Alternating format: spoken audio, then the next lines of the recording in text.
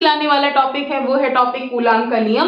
Coulomb का नियम समझेंगे, न्यू ट्रिक के साथ में किस तरह से उसको लर्न करना है ये भी समझेंगे, किस तरह से हमें बोर्ड एग्जामिनेशन में इसको अपनी कॉपी को लिखना है ये भी समझेंगे एट लास्ट। तो वीडियो के साथ में बने रहिए। चलिए टाइम को ना गंवाते हुए सीधे हम अपने टॉपिक पे आते हैं जो कि आपका कूलाम का नियम है। बात करते हैं कूलाम के नियम पर।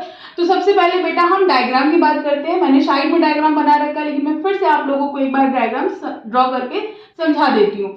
बट बेटा माना मैंने ये क्या है, दो बिंदु आवेश है। इस बिंदु को माना मैंने ए है और इस बिंदु का नाम मैंने दे दिया बी है।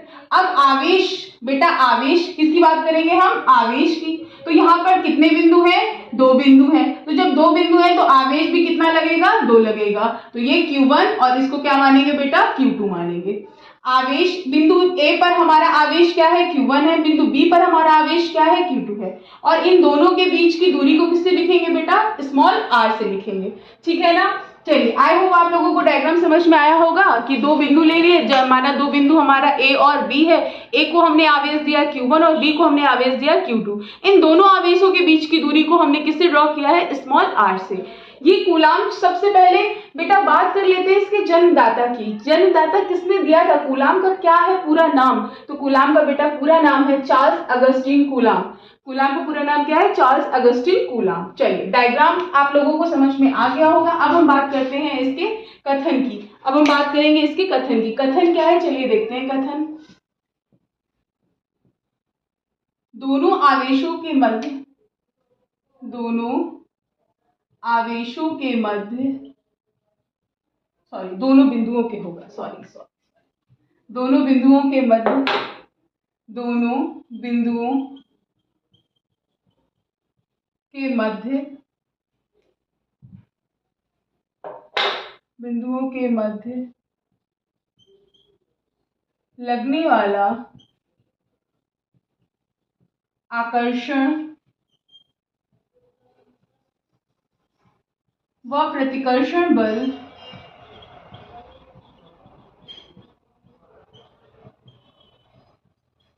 दोनों आवेशों की मात्रा के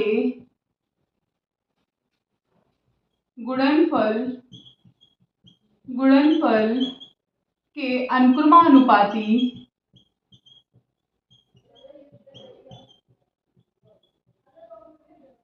तथा उनके बीच की दूरी के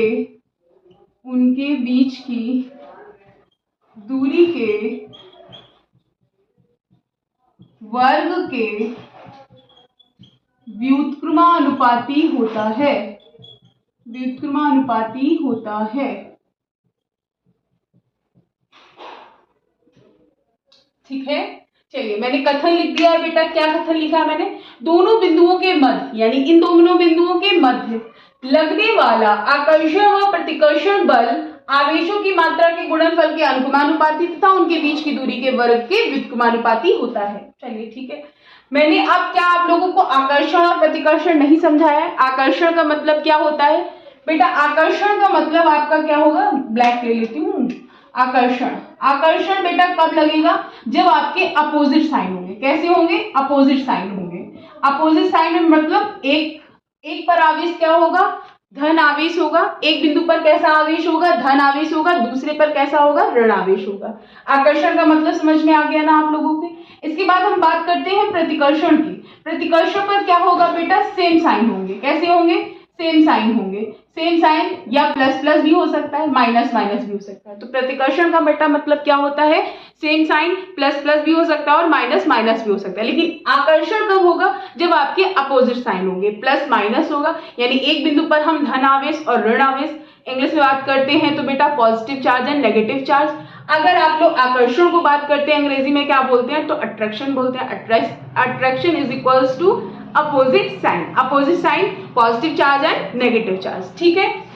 प्रतिकर्षण को रिपल्शन बोलते हैं। ये सेम साइन में होता है, positive to positive, negative to negative. चलिए इन दोनों शब्दों का मतलब समझ में आ गया आपके, आकर्षण और प्रतिकर्षण। ठीक है।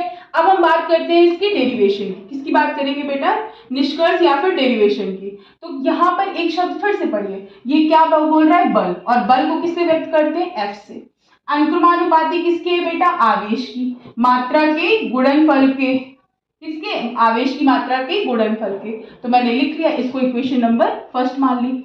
अब उसके बीच की दूरी के वर्ग के व्युत्क्रमानुपाती है, तो इसको मैंने क्या लिख लिया?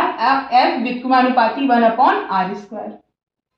अब इन दोनों इक्वेशन को बेटा हम लोग क्या करेंगे? इक्वल करेंगे। तो एफ अनुक्रमानुपाती Q1 Q2 अपॉन में r²। कोई दिक्कत? इस सिंबल को हटाएंगे बेटा तो कोई ना कोई कांस्टेंट लिखेंगे ना, तो F बराबर के Q1 Q2 अपॉन में r²। बेटा K क्या है आपका? K आपका नियतांक है। K क्या है? नियतांक है। ठीक है ना? चलिए, आप लोगों को ये चीज समझ में आ रहा है ना टॉपिक? K क्या है बेटा? नियतांक है हमारा। K की जगह बात कर लेते हैं, अगर यदि माध्यम किसमें है? निर्वात या वायु की? निर्वात या वायु की वैद्युतशीलता की। माध्यम किसकी बात कर रहा है? वायु या निर्वात की वैद्युतशीलता की।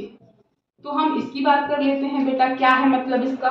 तो यहाँ पर क्या हो जाएगा? F बराबर 1/4πε0 Q1 Q2 अपॉन में r²। कोई दिक्कत बेटा? आया समझ में?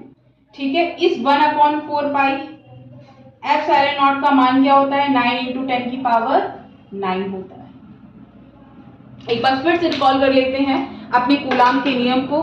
मैंने क्या पढ़ाया आप लोगों को कूलाम के नियम में? कूलाम का नियम क्या होता है बेटा? आपको कूलाम के नियम का डेरिवेशन क्या है, ये 1/4πε0 क्या है। अब हम इसकी बात करेंगे इस सूत्र के विमा और मात्रक की। एक बार फिर से आप लोग वीडियो में सामने से हट रही हूँ, आप लोग वीडियो को पॉज करके इस कथन को नोट डाउन करिए कॉपी में, और इसको एक बार फिर से वीडियो को देखकर रिपीट मोशन में एक बार फिर से देखिए। आप लोगों को आई होप ये पूरी जानकारी जरूर समझ में आएगी। अगर आपको ये जानकारी समझ में आ रही है तो आप हमारे चैनल को सब्सक्राइब करिए, कमेंट करिए, लाइक करिए, शेयर करिए। चलिए आइए बात करते हैं हम इसके मात्रक और विमा की। किसकी बात करेंगे बेटा? मात्रक और विमा की। मैं स्टेटमेंट को इरेज कर रही हूँ।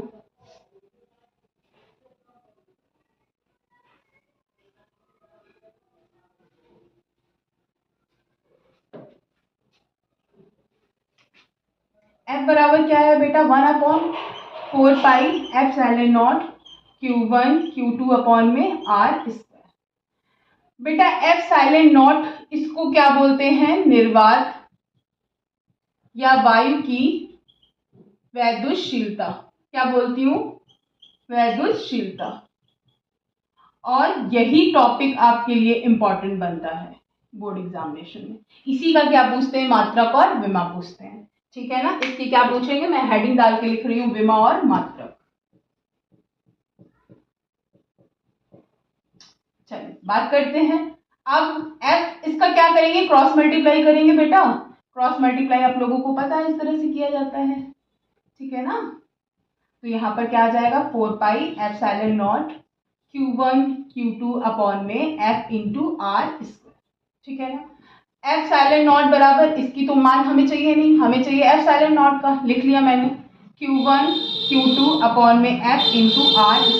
बेटा Q1 और Q2 को मैंने क्या बताया था? क्या होते हैं Q1 और Q2? आपके आवेश होते हैं। क्या होता है? आवेश होता है। ठीक है ना? आवेश का मात्रक मैंने क्या बताया है? कूलाम। यहाँ पर दो आवेश है तो कितने मात्रक? 2, यानी कूलाम स्क्वायर। बल का मात्रक बेटा क्या होता है? बल का मात्रक होता है न्यूटन। ठीक है ना? तो बल का मात्रक मैंने लिखा न्यूटन।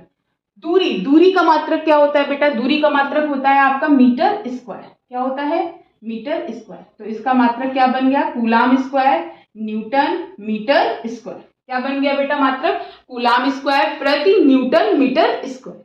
आई होप आप लोगों को मात्रक समझ में आया होगा। अब हम बात करेंगे इसके विमा की। किसकी बात करेंगे बेटा? विमा की। विमा भी आप लोगों को इसी सूत्र से बनानी है।